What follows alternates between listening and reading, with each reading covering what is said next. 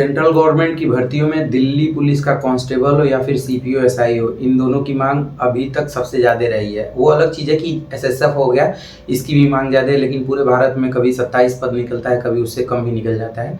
लेकिन इन दोनों की वैल्यू बहुत ज़्यादा होती है, सैलरी बहुत अच्छी है, सुविधाएं इतनी मिलती है कि आज तक कभी भी इतना सेंट्रल फोर्सेस में नहीं दिया जाता। और आपको पता है कि दिल्ली पुलिस गृह मंत्रालय के अधीन है, तो इसीलिए इसको सेंट्रल फोर्सेस कहा जाता है।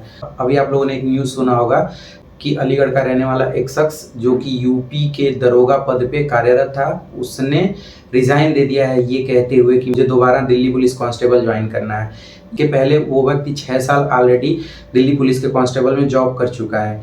अब ऐसा क्यों हुआ है? ऐसा इस वजह से हुआ है कि वहाँ सब कुछ सिस्टमेटिक रहा है, 8 घंटे के बाद ड्यूटी नहीं करनी पड़ती है, सुविधाएं हैं, आप लोकल में रह के रोज़ाना आराम से जैसे वाइट कॉलर जॉब होती है उस तरीके से ड्यूटी कर सकते हो। मतलब समझ रहे हो ना कि जिस चीज़ के लिए कुछ लोग लक्ष्य बना के बैठे हैं उस चीज़ को कोई ऐसे ही छोड़ दे रहा है। भाई सबका अलग अलग ज़रूरत होता है, तो इस चीज़ को ध्यान में रखते हुए ये तो श्योर हो गया कि दिल्ली पुलिस कांस्टेबल की मांग इस बार चरम सीमा पे होने वाली है। यानी कि पिछली बार की तुलना में इस बार और ज़्यादा बच्चे और ज़्यादा कैंडिडेट फॉर्म भर सकते हैं। तो अब इंतज़ार ये है कि दिल्ली पुलिस की अगली वैकेंसी कब तक आ सकती है। तो एक नोटिस वायरल हो रहा है जिसमें ये देखने को मिल रहा है लगभग 6,991, मतलब मान के चलिए कि लगभग 7,000 से ज़्यादा पद। जब दिसंबर में एसएससी का नोटिस जारी किया जाएगा उसमें ये बताया जाएगा कि कब तक आ सकता है ये नोटिफिकेशन। इनको दिल्ली पुलिस की नौकरी प्यारी है, उनके लिए इतना ही न्यूज़ काफ़ी है। अभी से आपको लगना पड़ेगा पढ़ने के लिए, क्योंकि दिल्ली पुलिस का पेपर जितना टफ होता है उससे ज़्यादा टफ होता है उसका फिजिकल। अगर आप लोगों ने पिछला पेपर दिया था तो आपको पता ही होगा कि फिजिकल का क्या सीन हुआ था। जितने बड़े बड़े कोचिंग संस्थान थे उन्होंने बताया था कि जो कट ऑफ है वो बहुत ज़्यादा जाएगा, जिसके कारण जिनका नंबर 60 के आसपास था उन्होंने अपना फिजिकल ही नहीं बनाया। और फिजिकल इसका ऐसा है कि कभी कभी तो लोगों को ज्वाइन करना पड़ जाता है ट्रेनिंग सेंटर, तभी उनका फिजिकल बन पाता है, जो एकदम जिनका फिजिकल एकदम ख़राब है। तो इस बारी आपको ये चीज़ ध्यान देना है कि पहले तो आपके अच्छे नंबर आए, दूसरा अगर नंबर थोड़ा बहुत कम भी रहता है तभी आपको फिजिकल बना के चलना है। क्योंकि पिछली बार कट ऑफ लगभग 50 के आसपास आ गई थी। जितने बच्चे ये सोचे थे कि हमारा नंबर कम है हमें नहीं बुलाया जाएगा, उनको बुलाया गया और वो फिजिकल में बाहर हो गए। मतलब सोचो कि आप किसी वैकेंसी में एग्ज़ाम निकालने के बाद फिजिकल में बाहर होते हो, कितना आपको अफसोस होगा इस चीज़ का। तो ये गलती इस बारी नहीं करनी है। अब कैसे आप तैयारी कर सकते हो? अगर आप लोग पहली बार कर रहे हो तब तो या तो कोचिंग ज्वाइन कर लेना या फिर किसी भी ऑनलाइन बैच में शामिल हो जाना। क्योंकि अगर आपको नहीं पता है कि कैसे तैयारी करनी है तो आप इधर उधर घूमोगे, उतने में ही टाइम खत्म हो जाएगा।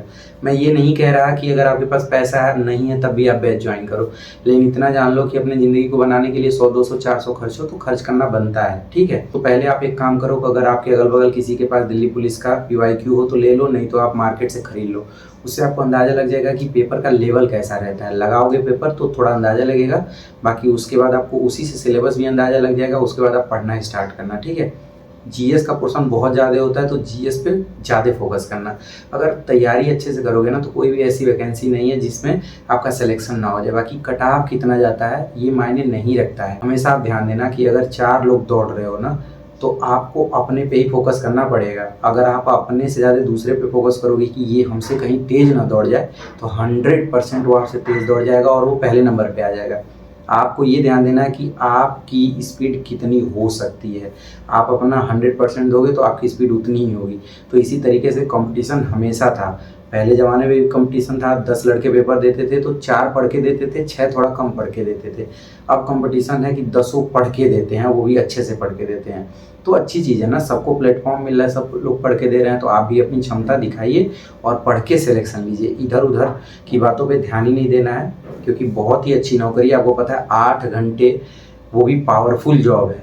सुविधाएं तो मतलब पूछिए मत। दिल्ली पुलिस के कांस्टेबल की सैलरी और यूपी पुलिस के दरोगा की सैलरी में तो बहुत कम मार्जिन होता है, तो पैसे भी अच्छे मिलेंगे। आप एक जगह रह के, जैसे अगर आप मान लो दिल्ली के निवासी होते तो सोचो कि आप अपने होम डिस्ट्रिक्ट में नौकरी कर सकते हो। कहाँ ऐसी जॉब मिलेगी? अगर आप दूसरे प्रदेश के भी हो, मान लो अगर आप यूपी से जाते हो देने, तब भी आप वहीं रह के आराम से सब काम करते हुए आप आराम से नौकरी कर सकते हो। तो भाई जितना अच्छी चीज़ें दिख रही हैं ना, वो सारी अच्छी चीज़ें एक दीवार क्रॉस करने के बाद पड़ेगी। तो उस दीवार को क्रॉस करने के लिए आपको पढ़ना पड़ेगा, पेपर निकालना पड़ेगा, फिजिकल निकालना पड़ेगा, तब आप उस दीवार के बाद जो मलाई रखी हुई है खा पाओगे। तो तैयारी करते रहो, इतना ही हिंट काफ़ी है कि वैकेंसी आने वाली है। बाकी आगे जो भी जानकारी आती है आप लोगों को चैनल पे दिया जाएगा, हर जगह से जहाँ से भी जानकारी मिल पाए लेते रहिएगा आप लोग। तो अगर आपको मेरी वीडियो थोड़ी बहुत अच्छी लगी होगी, आप चाहते हो कि कट ऑफ कितना गया था, कैसा पेपर का लेवल होता है, या फिर और भी दिल्ली पुलिस कांस्टेबल से रिलेटेड जो जानकारियाँ होती हैं वो मैं आप लोगों के पास पहुँचाऊँ, तो आप इस वीडियो को लाइक करके चैनल को सब्सक्राइब कर सकते हो।